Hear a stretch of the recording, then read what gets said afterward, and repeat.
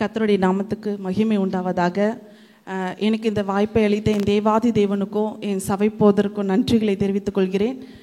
Okay, எல்லாம் சந்தோஷமா இருக்கீங்களா? எல்லாம் ரொம்ப சோகமாக இருக்காங்க. எல்லாம் சந்தோஷமா இருக்கீங்களா? அக்கா, இன்னைக்கு போயிட்டு என்ன பண்ணுறீங்க? இன்னைக்கு ஏசப்பா செத்து போயிட்டாரு, நம்மளுக்காக என்ன பண்ணிட்டாரு? மறிச்சிட்டாரு, அவர் அடித்தாங்க. இந்த செய்தி மட்டும் தான் நம்மளுக்கு ஞாபகத்தில் இருக்குது. நான் உங்களுக்கு சொல்லவா? பக்கத்தில் இருக்கவங்க கையை பிடிங்க பார்க்கலாம். பார்த்து சொல்லுங்கள், நீங்கள் ரொம்ப அழகாக இருக்கீங்கன்னு சொல்லுங்கள். ஜென்ஸ் நீங்கள் சொல்லுங்கள், நீங்கள் ரொம்ப ஹேண்ட்ஸமாக இருக்கிறீங்க பிரதர்ன்னு சொல்லுங்கள். பார்த்து சொல்லுங்கள், நல்லா சொல்லுங்கள். சிரிச்ச முகத்தோடு நீங்கள் ரொம்ப அழகாக இருக்கிறீங்க. அப்படியே அவங்க கையை விடாதீங்க, சொல்லுங்கள். நீங்கள் அழகாக, அவர் அலங்கோலமானார். நீங்கள் பரிசுத்தமாக, அவர் பாவத்தை சுமந்தார். நீங்கள் நித்திய ஜீவனை அடைய அவர் தமது ஜீவனையே தந்தார். இந்த தேவனுக்கு ஒரே நிமிஷம் மகிமையை செலுத்தலாமா? எத்தனை பேர் உண்மையை கைகளை தட்டி நமக்காக மரித்த தேவனுக்கு நமக்காக அவருடைய ஜீவனையே தந்தார். சரி, இன்னைக்கு எனக்கு கொடுக்கப்பட்ட தலைப்பு இயேசு கிறிஸ்துவின் ரத்தம். இயேசு கிறிஸ்துவின் ரத்தம் அப்படின்னு சொல்லும்போது நான் உங்ககிட்ட சில கேள்விகளை கேட்க விரும்புகிறேன். இயேசு கிறிஸ்துவின் ரத்தம் அப்படின்னு சொன்னாலே நம்மளுக்கு ஞாபகம் வரும் சம்பவங்கள், அதாவது நம்ம என்னென்னலாம் செய்வோம், என்ன பண்ணுவோம், யாருக்கும் தெரியாதா? சரி, நான் ஒரு ஹிண்ட்ஸ் சொல்லவா, ஒரு க்ளூ கொடுக்கவா? என்ன பண்ணுவோம்? நம்ம வீட்டில் ஒரு பெரிய போர்டில் மாட்டி வைப்போம், இயேசு கிறிஸ்துவின் ரத்தம் ஜெயம். அடுத்து என்ன பண்ணுவோம்? தண்ணி, எத்தனை பேருக்கு பழக்கம் இருக்குது? தண்ணியில் என்ன பண்ணுவோம்? ஜெபம் பண்ணி, ஆண்டவரே இது உங்கள் ரத்தமாய் மாற்றுங்கன்னு சொல்லி நம்ம வீடு முழுவதுமாக தெளிப்போமா? நிறைய நேரம் சுகவீனமாக இருக்கும்போது அந்த எண்ணெய்கள் இருந்துச்சுன்னா அதில் என்ன பண்ணுவோம்? ஆண்டவரே இது உங்கள் ரத்தமாய் மாற்றுங்க. நாங்கள் தடவும் போது அந்த இடத்துல என்ன ஆகணும்? சுகம் வரணும்னு சொல்லிட்டு நிறைய பேர் நிறைய காரியங்களை செய்வோம். இன்னைக்கு நான் உங்களுக்கு ஒரு முக்கியமான விஷயம் சொல்ல போகிறேன். இந்த இயேசு கிறிஸ்துவின் ரத்தம் சிந்தப்பட்டதற்கான நோக்கம் என்ன? இயேசு கிறிஸ்துவின் ரத்தம் சிந்தப்பட்டதற்கான நோக்கம் என்ன? நான் உங்களுக்கு ஒரு சின்ன எக்ஸாம்பிளோடு இதை ஆரம்பிக்கிறேன். ஒரு ஒயிட் பேப்பர் இருக்குது. ஒரு ஒயிட் பேப்பர் நம்ம முன்னாடி இருக்குது. இந்த ஒயிட் பேப்பரை நம்ம எதுக்கெல்லாம் பயன்படுத்தலாம்? சுண்டல் செஞ்சு சாப்பிடலாம், மடித்து அடுப்பு பற்ற வைக்கலாம். வேறு என்ன பண்ணலாம்? எழுதலாம், வரையலாம், நிறைய காரியங்கள் இருக்குது. பசங்க என்ன பண்ணுவாங்க? கப்பல் செய்வாங்க, ராக்கெட் செஞ்சு விடுவாங்க. எப்படி வேணாலும் பயன்படுத்திக்கலாம். ஆனால் அந்த வெள்ளை பேப்பர் உருவாக்கப்பட்டதற்கான நோக்கம் எழுதப்படுவதற்கு மட்டும்தான். கரெக்டா? அந்த வெள்ளை பேப்பர் உருவாக்கப்பட்ட நோக்கம் எழுதப்படுவதற்கு. அதுதான் இன்னைக்கு இயேசு கிறிஸ்துவின் ரத்தம் சிந்தப்படுவதற்கான நோக்கம். இன்னைக்கு நோக்கத்தை அறியாததுனால தான் நம்ம நிறைய பேரோட வாழ்க்கையில விடுதலை இல்லாமல் போயிருக்கு. நிறைய பேரோட வாழ்க்கையில ஆசீர்வாதங்கள் இல்லாமல் போயிருக்கு. இன்னைக்கு இந்த இயேசு கிறிஸ்துவின் ரத்தம் சிந்தப்பட்டதற்கான நோக்கம் என்பதை நம்ம அறிந்து கொள்ள போகிறோம். வேதம் இப்படியாக சொல்கிறது. எடுத்தவர்கள் வாசிக்கலாம். ரோமர் 6ஆம் அதிகாரம் 23ஆம் வசனம். ரோமர் 6:23. பாவத்தின் சம்பளம் மரணம். போதுங்கா, இங்க வேதம் சொல்லுகிறது பாவத்தின் சம்பளம் மரணம். மரணம்னா இங்க சாதாரண செத்து போயிடுவாங்க, நம்ம உலக பிரகாரமா மறிக்கிற, மாம்சத்தின்படி மறிக்கிற மரணத்தை சொல்லல. இது நித்திய மரணத்தை சொல்லுது. பாவம் செய்தால் நம்மளுக்கு என்ன வரும்? மரணம் வரும். அடுத்து ஒரு வசனம் சொல்லுகிறது மரணத்தின் கூர் பாவம். 1 கொரிந்தியர் 15:56 சொல்லுகிறது மரணத்தின் கூர் பாவம். அடுத்தது எசேக்கியேல் 18:20 சொல்லுகிறது பாவம் செய்கிற ஆத்துமாவே சாகும். இன்னைக்கு ஆண்டவர் அழகா இந்த உலகத்தை படைச்சார். அழகா இந்த உலகத்தை படைச்சாரு. படைச்சு என்ன பண்ணாரு? நிறைய ஜீவ ராசிகளை உண்டாக்குனாரு. மனிதனை படைச்சாரு. மனிதனை படைச்ச ஆண்டவர் என்ன பண்ணாரு? நிறைய அதிகாரங்களை அவனுக்கு கொடுக்கிறார். இதை மனிதன் பயன்படுத்தி கொண்டானா? இல்லை. அவன் என்ன பண்ணா? தன்னுடைய சரீரத்தை, தன்னுடைய ஆத்துமாவை பாவத்துக்கு விற்று போட்டான். ஆண்டவர் என்ன பண்றாரு? நிறைய காரியங்களை இந்த உலகத்துல செய்கிறாரு. பாவம் அவருக்கு பிடிக்காத ஒரு காரியம். பாவம் செய்கிறவர்களையும் பிடிக்காது, பாவத்தையும் பிடிக்காது. இப்ப ஆண்டவர் என்ன பண்ணாரு? பாவம் செய்கிற மனுஷனை அழிச்சிட்டா சரியாகிடும் என்ன பண்ணாரு? ஒரு பெரிய மழையை கட்டளையிடுறாரு. மக்கள் அழிக்கப்பட்டாங்களே ஒழிய பாவம் அழிக்கப்படலை. இப்போ என்ன பண்ணுறாரு? ஒரு காரியங்கள் ஆண்டவர் இங்கே செய்கிறாரு. நம்மளுக்கு இஸ்ரவேல் ஜனங்களை பற்றி நல்லா தெரியும். இஸ்ரவேல் ஜனங்கள் எகிப்தில் எத்தனை வருஷம் அடிமைகளாக இருந்தாங்க? 430 வருஷம். அவங்க ரொம்ப அடிமைப்பட்டு ரொம்ப தங்களுடைய வாழ்க்கையை வெறுத்து போகிற அளவுக்கு, தங்களுடைய ஜீவன் கசப்பாகிற அளவுக்கு அங்கே கொடுமைகளை அனுபவிக்கிறாங்க. அங்கே ஆண்டவர் என்ன பண்ணுறாரு? இந்த மக்களை விடுவிக்கணும், இந்த மக்களை விடுவிக்கணும் அப்படின்னு சொல்லிட்டு அங்க ஒரு திட்டம் வச்சு என்ன பண்றாரு, மோசையை அனுப்புறாரு. மோசையை அனுப்பித்த ஆண்டவர் அங்கு பார்வோனுக்காக 10 வாதைகளை கட்டளையிடுகிறார். 10வது வாதை என்ன தெரியுமா? என்ன வாதை? தலைச்சன் பிள்ளையோட சங்காரம், மரணம். இதுதான் இங்க நம்ம யோசிக்கும் போது, இந்த மரணத்தை ஏன் ஆண்டவர் கட்டளையிடணும் அப்படின்னா, பார்வோனுடைய பாவங்கள் பெருகின்று அவங்க என்ன பண்றாங்க, நம்ம தேவ ஜனங்களை ரொம்ப கொடுமைப்படுத்துறாங்க. ஆண்டவர் என்ன பண்ணாரு, பொறுத்து பார்த்தாரு, இங்க ஒரு மரணத்தை கட்டளையிடுகிறாரு. இந்த மரணத்திலிருந்து யார் தப்பிக்கப்பட வேண்டும்? இஸ்ரவேல் ஜனங்கள் காப்பாற்றப்படணும். அங்க ஒரு ஸ்ட்ரக்சர் ஆண்டவர் உருவாக்குறாரு. என்ன பண்றாரு, இப்பா நீ என்ன பண்ணு, இன்னைக்கு நைட்டு என்ன பண்ணு, 1 வயது உடைய ஆட்டுக்கடாவை தேர்ந்தெடுத்துக்கோ, அதை நல்லா அடிச்சு அதோட மாம்சத்தை என்ன பண்ணும், சுடணும், நெருப்புல சுட்டு புசிக்கணும். அதோட ரத்தத்தை எடுத்து உங்க வாசல்களோட நிலைக்கால்கள்ல 2 சட்டங்களிலையும் வாசல்களுடைய நிலைக்கால்களையும் தடவு. அப்படி தடவும் போது நான் என்ன பண்ண மாட்டேன், சங்கார தூதனை உள்ள பிரவேசிக்க மாட்டான். இந்த ரத்தத்தோட அடையாளம் இதுதான். மரணம் நம்மை தொடாது. பாஸ் ஓவர், பஸ்கா அப்படின்னா பாஸ் ஓவர், கடந்து போதல். மரணம் உங்களை விட்டு கடந்து போறது. இப்ப இந்த ஜனங்கள் என்ன பண்றாங்க, அதே மாதிரி செய்யறாங்க. அவங்களுக்கு ஒரு மீட்பு அந்த நாளில் வந்துடுது. அவங்க என்ன பண்றாங்க, எகிப்துல இருந்து விடுதலையாகி போறாங்க. அப்போ ஆண்டவர் உங்களுக்கு சொல்றாரு, நீங்க எகிப்துல இருந்து விடுதலையானாலும் இந்த பஸ்கா அப்படின்னு சொல்லுகிற நாளை என்ன பண்ணணும், கொண்டாடப்படணும். இதை நீங்க வருஷந்தோறும் ஆசாரிக்கணும் அப்படின்னு சொல்லிட்டு அங்க அவர்களுக்கு ஆண்டவர் சொல்றாரு. இவங்களும் ஆசாரிக்கிறாங்க. அதுக்கு ஆண்டவர் என்ன பண்றாரு, பல முறைகளை, வழிமுறைகளை எடுத்துட்டு வர்றாரு. என்ன பண்ண, ஒரு லேவியனை ஏற்படுத்து. அவன் என்ன பண்ணணும், ஒவ்வொருத்தரும் பாவம் செய்யறாங்கல்ல, இப்போ ஒவ்வொரு பாவம் செய்யும் போது ஒவ்வொருத்தருடைய வசதிக்கு ஏற்ப காளையை கொண்டு வரலாம், இல்ல ஆட்டுக்கடாவை கொண்டு வரலாம், இல்ல புறா குஞ்சுகளை கொண்டு வரலாம். எதையாவது கொண்டு வந்து என்ன பண்ணணும், அந்த ஆசாரியன் கிட்ட அவங்களுடைய பாவங்களுக்காக பலி செலுத்தணும் அப்படின்னு சொல்லிட்டு சொல்றாரு. இப்போ ஆண்டவர் நினைச்சாரு, எப்படியோ நம்ம பிள்ளைங்க என்ன பண்ணிடுவாங்க, பாவத்துல இருந்து மனம் திரும்பிடுவாங்க நினைச்சாரு. ஆனா ஜனங்களுக்கு பாவத்தை விட்டு விலக மனதில்லை.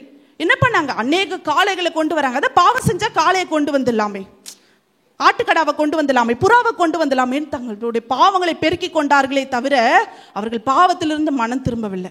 நிறைய பெரிய தீர்க்கதரிசிகளை ஏற்படுத்துறாரு, நிறைய சிறிய தீர்க்கதரிசிகளை ஏற்படுத்துறாரு. ஆனா ஜனங்கள் என்ன பண்ணல, பாவத்திலிருந்து விடுபடவே இல்லை. இப்போ ஆண்டவர் என்ன பண்றாரு தெரியுமா, அமைதியாயிடுறார். உங்களுக்கு தெரியுமா, பழைய ஏற்பாட்டுக்கும் புதிய ஏற்பாட்டுக்கும் நடுவில் ஒரு வெள்ளைத்தாள் இருக்குல்ல, அதோட இடைவெளி, அந்த வருடத்தோட இடைவெளி எவ்வளோன்னு தெரியுமா, 400 வருடம். 400 வருஷம் ஆண்டவர் அமைதியாயிட்டார், எதுவுமே ஜனங்களோட பேசல. ஏன்னா இந்த ஜனங்க என்ன பண்றாங்க, பாவத்தை செஞ்சு என்னை விட்டு தூரம் போயிட்டே இருக்காங்க அப்படின்னு சொல்லிட்டு பிதாவானவர் அமைதியாயிட்டார். இப்ப இந்த பாவத்திலிருந்து யார் விடுதலை தருவார், ஆண்டவராகிய இயேசு கிறிஸ்து. இப்ப பிதா பார்க்கிறார், இது உயிரில்லாத, அதாவது மதிப்பில்லாத ஆடு மாடு ஜீவன்களை பலியிடுறதுனால, அதோடைய ரத்தம் சிந்தப்பட்டதுனால இந்த மனிதனுக்கு என்ன தெரியல, பாவத்திலிருந்து விலகணுன்ற வழி தெரியாம போயிடுச்சு. இப்ப என்ன பண்றேன், என்னோட ஒரே பேரான குமாரனே நான் என்ன பண்ண போறேன், இந்த மனிதர் குலத்துக்காக நான் தரப்போறேன்னு சொல்லிட்டு ஆண்டவராகிய இயேசு கிறிஸ்துவை இந்த உலகத்துக்காக தந்தாரு. லேவியராகமம் 17ஆம் அதிகாரம் 11ஆம் வசனம் இப்படியாக சொல்லுகிறது, மாம்சத்தின் உயிர் இரத்தத்தில் இருக்கிறது, நான் அதை உங்களுக்கு பலிபீடத்தின் மேல் உங்கள் ஆத்துமாக்களுக்காக பாவ நிவர்த்தி செய்யும்படிக்கு கட்டளையிட்டேன். ஆத்துமாவிற்காக பாவ நிவர்த்தி செய்கிறது ரத்தமே. ஆத்துமாவிற்காக பாவ நிவர்த்தி செய்கிறது ரத்தமே. இந்த ரத்தம் சிந்தப்பட வேண்டும். இந்த ரத்தம் சிந்தினால் நமக்கு என்ன இருக்கும், ஜீவன் உண்டாகும். இப்போ நிறைய இயேசு கிறிஸ்து இந்த உலகத்துக்கு வரும்போது பவுல் சொல்லுகிறாரு, நம்முடைய பஸ்காவாகிய கிறிஸ்து அப்படின்னு சொல்றாரு. 2வது சொல்றாரு, உலகத்தின் பாவங்களை சுமந்து தீர்க்கிற தேவ ஆட்டுக்குட்டியா. 3வது பேதுரு சொல்லுகிறாரு, அவர் குற்றமில்லாத மாசற்ற ஆட்டுக்குட்டி. இந்த ஆட்டுக்குட்டியின் ரத்தம் என்ன பட வேண்டும், சிந்தப்பட வேண்டும். சிந்தப்பட்டுச்சா இந்த ஆட்டுக்குட்டியின் ரத்தம் நமக்காக சிந்தப்பட்டுச்சா? இங்க இந்த ரத்தம், இந்த ஆட்டுக்குட்டியின் ரத்தம் சிந்தப்பட்டதுனால நம்மளுக்கு உண்டான ஒரு 4 ஆசீர்வாதங்களை மட்டும் சொல்லி நான் முடிக்க விரும்புறேன். ரத்தத்தினால் உண்டாகும் 4 ஆசீர்வாதங்கள். முதலாவது ஆசீர்வாதம், வெளிப்படுத்தின விசேஷம் 1ஆம் அதிகாரம் 6ஆம் வசனம். வெளிப்படுத்தின விசேஷம் 1ஆம் அதிகாரம் 6ஆம் வசனம். நம்மிடத்தில் அன்பு கூர்ந்து தமது ரத்தத்தினாலே நம்முடைய பாவங்களற நம்மை கழுவி. போதுங்கா, இங்க வாசிக்கிறோம், அவருடைய ரத்தத்தினால நமக்கு என்ன இருக்குதா? நம்முடைய பாவங்கள் கழுவப்படுகிறது. முதல் ஆசீர்வாதம், நம்ம எப்படியாப்பட்ட பாவம் செய்கிறவர்களா இருந்தாலோ நம்முடைய பாவங்கள் யாருடைய ரத்தத்தினால கழுவப்படுகிறது? இயேசு கிறிஸ்துவின் ரத்தத்தினாலே. இரண்டாவது விஷயத்தை உங்களுக்கு சொல்லுகிறேன். கொலோசியர் 1:14. கொலோசியர் 1:14. அவருக்குள் அவருடைய இரத்தத்தினாலே பாவ மன்னிப்பாகிய மீட்பு நமக்கு உண்டாயிருக்கிறது. அவருக்குள் அவருடைய இரத்தத்தினாலே நம்மளுக்கு என்ன இருக்கு? பாவ மன்னிப்பாகிய மீட்பு உண்டாயிருக்கிறது. முதல் காரியம் சொன்ன, அவருடைய இரத்தத்தினாலே நாம் என்ன செய்யப்படுகிறோம்? கழுவப்படுகிறோம். இரண்டாவது காரியம் என்ன இருக்குது? பாவ மன்னிப்பாகிய மீட்பு நமக்கு உண்டாயிருக்கிறது. இந்த உலகத்துல யாராலுமே நம்முடைய ஆத்துமாவை மீட்க முடியாது. ஆண்டவராகிய இயேசு கிறிஸ்துவின் ரத்தம் என்ன பண்ணும்? நம்மளுடைய பாவ மன்னிப்பாய் கொடுத்து நம்மளுடைய ஆத்துமாவை மீட்க வல்லமை உள்ளது. மூன்றாவது ஒரு காரியத்தை வாசிக்க போகிறோம். ரோமர் 5:9. இப்படி நாம் அவருடைய இரத்தத்தினாலே நீதிமான்களாக்கப்பட்டிருக்க. இன்னைக்கு போதும்க்கா. இன்னைக்கு பார்க்கிறோம், இவருடைய ரத்தம் நம்மளை என்னவாய் மாற்றுமா? நீதிமானாய் மாற்றுமா. இந்த உலகம் நம்மளை என்ன சொல்லும்? பாவின்னு சொல்லும். சின்ன தப்பு செஞ்சுட்டாலே என்ன பண்ணுவாங்க? பாவின்னு நம்மளுக்கு ஒரு பட்டம் கட்டிடுவாங்க. ஆனா இந்த இயேசு கிறிஸ்துவின் ரத்தம் நம்மளை எப்படி மாற்ற வல்லமை உள்ளது? நீதிமானாய் மாற்றும். கடைசியா ஒன்றை வாசிக்க போகிறோம். யோவான் எழுதின சுவிசேஷம் 6:54. யோவான் 6:54. என் மாம்சத்தை புசித்து என் ரத்தத்தை பானம் பண்ணுகிறவனுக்கு நித்திய ஜீவன் உண்டு. போதுங்கா. இங்க வாசிக்கிறோம், என் மாம்சத்தை புசித்து என் ரத்தத்தை பானம் பண்ணுகிறவனுக்கு என்ன உண்டா? சத்தமா சொல்லுங்க, நித்திய ஜீவன். இன்னைக்கு ஒன்று சொல்லவா? இந்த ஆசீர்வாதங்களிலே மிகப்பெரிய ஆசீர்வாதம் என்ன தெரியுமா? நித்திய ஜீவன். நான் இன்னைக்கு உங்களை பார்த்து கேட்குறேன், உங்க ஆத்மாவை பார்த்து கேளுங்க. உங்க ஆத்மாக்கு எல்லாமே இருக்கா? நல்ல ட்ரெஸ் இருக்கு போட்டுக்க, நல்ல வீடு இருக்கு, நிறைய வாய்ப்பு வசதிகள் ஆண்டவர் நம்மளுக்கு உண்டாக்கி இருக்காரு. இன்னைக்கு நம்ம ஆத்மாவுக்காக நம்ம என்ன செய்து கொண்டிருக்கிறோம்? ஆண்டவர் நமக்காக நித்திய ஜீவனை வச்சுட்டு போயிருக்காரு. அந்த நித்திய ஜீவனுக்கு ஆயத்தமா இருக்கிறோமா? உங்க ஆத்மாவை பார்த்து கேளுங்க. இன்னைக்கு நீ மறிச்சினா தேவனை போய் சந்திப்பாயா? ஒருவேளை தேவனுடைய வருகை இன்று இருந்தா நீங்க தேவனை சந்திப்பீங்களா? ரத்தத்தை குறித்து பல காரியம் பார்க்கிறோம். என்ன பண்ற? ரத்தத்தை தெளிக்கிறோம். ஆண்டவரே உங்க ரத்தமாய் மாற்றுங்க, இதை நான் உள்ள போகும்போது எனக்கு சுகம் உண்டாகணும். இது இதை சுற்றிலும் உள்ள காரியங்கள். முக்கியமான காரியம் என்ன? ஏன் இயேசு கிறிஸ்துவின் ரத்தம் சிந்தப்பட்டதுன்னா நமக்கு நித்திய ஜீவனை அளிக்கதான். பாவிகளா இருந்தோ, ஒரு நாள் உலகத்தின் பாவங்களுக்கு அடிமைப்பட்டு இருந்தோ, விக்கிரக ஆராதனைகளுக்கு அடிமைப்பட்டு இருந்தோ, ஆனா இந்த இயேசு கிறிஸ்து நம்மை தேடி வந்தாரா? இன்னைக்கு எத்தனை பேரால சொல்ல முடியும், அவர் நம்மளை தேடி வரலனா இன்னைக்கு நான் குப்பையில இருந்திருப்பேன், படுகுழியில இருந்திருப்பேன், மோசமான நிலைமையில இருந்திருப்பேன். இயேசு என்னை தேடி வந்ததுனால இன்னைக்கு என்ன பண்ணிருக்க? நித்திய ஜீவன். நம்ம இவ்வளோ கஷ்டப்பட்டு இந்த நித்திய ஜீவனை பெற்றுக்கொள்ளலாம், நம்ம வாழ்க்கை கேள்விக்குறியா மாறிவிடும். உங்களுக்கு ஒரே ஒரு கதை எல்லாருக்கும் பிடிக்கும் தானே? ஒரே ஒரு கதையை சொல்றேன். ஒரு தாய் இருந்தாங்களாம். அந்த தாய்க்கு ஒரே ஒரு மகனா, அவங்க அப்பா இல்லை. இந்த தாய் ரொம்ப ஏழையான ஒரு விதவையா இருந்தா. இவன் என்ன பண்ணா, தன்னுடைய மகனை ரொம்ப அழகா வளர்த்தா. ஒரு வீட்டுக்கு வேலை செய்து அங்கே தங்கிடுவாங்க. அந்த வீட்டிலே அங்கே தங்கி அங்கே வேலை செய்வாங்க. கொஞ்ச நாள் ஆச்சு. இந்த தாய் என்ன பண்ணா, நோய்வாய்ப்பட்டு செத்து போயிட்டான். இந்த மகன் மட்டும் இருந்தான். ஒரு தாய் தகப்பன் இல்லாத மகனா இந்த மகன் வளர்ந்தான். இந்த மகனுக்கு நல்வழிப்படுத்த யாருமே இல்லை. இப்போ இந்த மகன் ஒரு தவறான காரியம் செஞ்சுட்டான். என்னன்னா, அந்த எஜமானுடைய காசை கொஞ்சம் ரொம்பலாம் இல்லை, சில்லறை காசை எடுத்துட்டான். இந்த எஜமானுக்கு பயங்கரமான கோவம் வந்துச்சு. அவனை அடிச்சு அவனை கொண்டு வந்து அந்த கிராமத்து நடுவில் நிறுத்தி, இவன் என் வீட்டில் திருடிட்டான், இவனை சும்மா விட்டா என்ன பண்ணிடுவான், இன்னும் நிறைய வீட்டில் திருடுவான், இவனை சாவடிச்சின்னோன்னு சொல்லிட்டு கல்லை எடுத்து சாகடிக்க எல்லா கிராம மக்களும் ஆயத்தமாயிட்டாங்க. அப்போ அந்த வழியா ஒரு 40 வயது மதிக்கத்தக்க ஒரு மனிதர் வந்தாரு. அவர் ரொம்ப செல்வந்தர். அவர் கேட்டாரு, என்னப்பா ஏன் இந்த பையனை அடிக்கிறீங்க, என்ன ஆச்சு? ஏன் இந்த மாதிரி காசை திருடிட்டான், அதனால என்ன பண்ண போறோம், இவனை நாங்க அடிச்சு சாகடிக்க போறோம் அப்படின்னு சொன்னார். காசு திருடுறதுக்காகவா அப்படி அடிக்கிறீங்க, அவனுக்கு சொன்னா திருந்திடுவான். இல்ல, இவனை நல்வழிப்படுத்த யாரும் இல்ல, இவனை விட்டா என்ன பண்ணிடுவான், இந்த கிராமத்தையே திருடி நாசம் பண்ணிடுவான்னு சொல்லுவோம். அந்த பெரியவர் என்ன பண்ணாரா, அந்த மகன் கிட்ட சொன்னாரா, சரி இவனை விடுங்க, இவனை என்ன பண்ணிடுங்க, எங்கேருந்து விட்டுருங்க, இவனுக்கு பதில் நான் என்ன பண்ணுறேன், அடி வாங்கிக்கிறேன் அப்படின்னு சொல்லிட்டு சொன்னாராம். இதை கேட்ட உடனே அந்த அந்த பையனுக்கு ரொம்ப ஜாலியாகிடுச்சான்.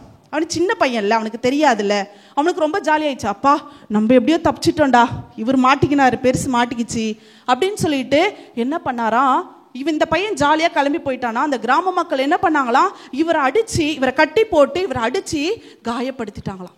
இந்த சின்ன பையன் போனான்ல, காசுக்கு இந்த திருடின காசோட என்ன பண்ணா, கடந்து போனானா. கடந்து போய் அந்த ஒரு கடையில் போயிட்டு சில சாக்லேட் எல்லாம் கையில் வாங்கிக்கினா அதே வழியாக திரும்ப கடந்து வரானான். கடந்து வரும்போது அவன் ஒரு காட்சியை பார்க்குறான். அவனோட நெஞ்சு அப்படியே பதைச்சு போயிடுது. அவனுடைய கண்கள்ல இருந்து தண்ணி வருது. அவனால் அதை ஏற்றுக்கவே முடியல. பார்த்தா அந்த ஒரு பெரியவர் அவரை விடுதலை செய்யுங்கன்னு சொன்னார்ல, அந்த பெரியவர் அந்த கிராம மக்கள் அடிச்சு அப்படியே எப்படி சொல்றது, ரத்தம் ஊத்த, மண்டையில காயம், மூக்கு உடைஞ்சு போய் ரத்தம் ஊத்துது, ஃபுல்லாக அவனோட காயப்படுத்திட்டு இந்த மக்கள் போயிட்டாங்க. இவரை பார்த்தோன்னே அவனுக்கு அழ சொல்ல முடியல. அவன் என்ன பண்ணானா, அவன் கையில் இருக்க அந்த சாக்லேட் எல்லாம் என்ன பண்ணிட்டானா, தூக்கி போட்டுட்டு, ஐயா என்னை மன்னிச்சிடுங்க, என்னோட பாவத்துக்காக நீங்கள் என்ன பண்ணீங்க, இந்த இடத்துல தண்டிக்கப்பட்டீங்க, என்னை மன்னிச்சிடுங்கன்னு சொல்லிட்டு அவன் காலில் விழுந்து கதறி அழ ஆரம்பிச்சானா. ஐயா என்னை மன்னிச்சிடுங்க அப்படின்னு சொல்லும்போது அந்த பெரியவர் என்ன சொன்னாரா, தம்பி எழுந்திருப்பா, நான் இன்னும் கொஞ்சம் நேரத்தில் நான் செத்து போயிடுவேன், நான் உயிரோடு இருக்க மாட்டேன், ஏன்னா எனக்கு ரொம்ப காயம் அதிகமாக இருக்குது, நான் உயிரோடு இருக்க மாட்டேன், நான் செத்து போயிடுவேன். நான் செத்து போனதுக்கப்புறம் நீ என்ன பண்ணணும்னா, என் வீட்டுக்கு நீ தான் உரிமையாளராக மாறணும் அப்படின்னு சொல்லிட்டு அவரோட பேக்கெட்லேருந்து ஒரு சாவி, ஒரே ஒரு ஒத்த சாவி எடுத்து கொடுத்தாரா.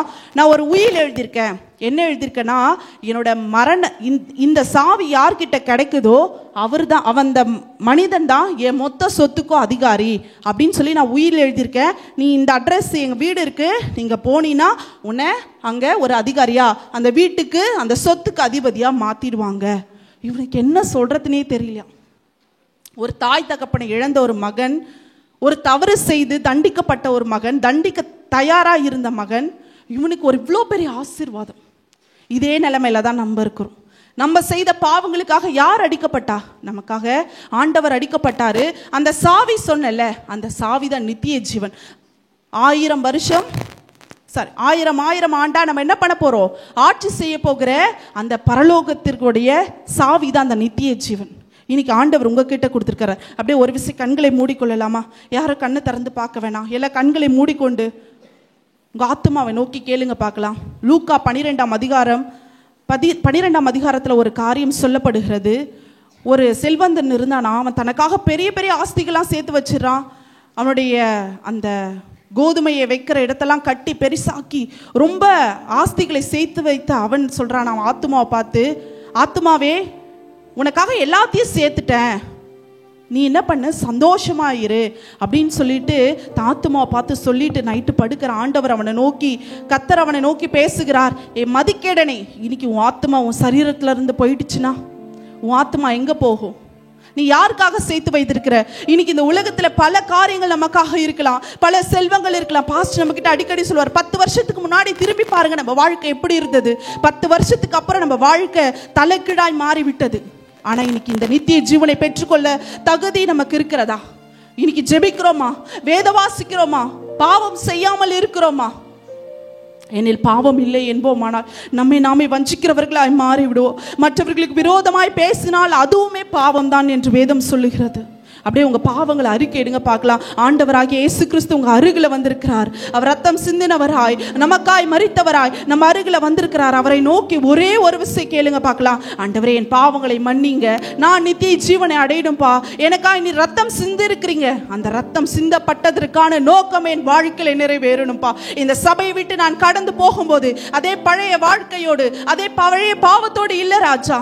ஆண்டவரே, என்னை புது சிருஷ்டியாய் மாற்றுங்க, உங்க ரத்தத்தால கழுவுங்க. நான் சொன்ன 4 ஆசீர்வாதங்கள், அவர் ரத்தத்தாலே கழுவப்பட வேண்டும், அவர் ரத்தத்தாலே பாவ மன்னிப்பாகிய மீட்படைய வேண்டும், அவருடைய ரத்தத்தாலே நீதிமான்களாக்கப்பட வேண்டும், அவருடைய ரத்தத்தினாலே நாம் நித்திய ஜீவனை அனுபவிக்க வேண்டும். ஆண்டவர் உங்களுக்காக தான் உங்க அருகில வந்து அந்த நித்திய ஜீவனை வைத்திருக்கிறாரு. இது ஒருவேளை உங்களுக்காய் கடைசியாய் கொடுக்கப்படுகிற வாய்ப்பாக கூட இருக்கலாம். பாவத்திலிருந்து மனம் திரும்புங்கள், பாவத்திலிருந்து மனம் திரும்புங்கள். ஆண்டவர் அருவருக்கிற காரியங்களை உங்களை விட்டு அகற்றி போடுங்கள். தேவனுக்கு பிரியமில்லாத காரியங்களை செய்யாதிருங்கள். அவர் நமக்காய் மரித்திருக்கிறார், அவருடைய ரத்தம் நமக்காய் சிந்தப்பட்டு இருக்கிறது. ஆண்டவரே அப்படியே ஒரு விசை வானத்துக்கு நேராக கைகளை உயர்த்தி கொள்வோமா? ஆண்டவரே உம்முடைய பாவ மன்னிப்பாகிய மீட்பு எனக்கு உண்டாகட்டும் ராஜா. நான் நீதிமானாக்கப்பட வேண்டும் பா. நித்திய ஜீவன் எனக்குள்ளாய் உண்டாக வேண்டும். இந்த உலகத்தோட வாழ்க்கை கொஞ்ச நாள்ல முடிஞ்சு போயிடும். 80 வருஷமோ 70 வருஷமோ முடிந்து போயிடுவிடும். ஆனா நித்தியமாய் ஆண்டவரோட அரசாட்சி செய்ய போகிற நாம் அவருடைய நித்தியத்திற்கு ஆயத்தம் உள்ளவர்களாய் நம்முடைய ஆத்துமாவை திருப்பிக் கொள்ள வேண்டும். ஆத்துமாவை மீட்படைய பண்ண வேண்டும்.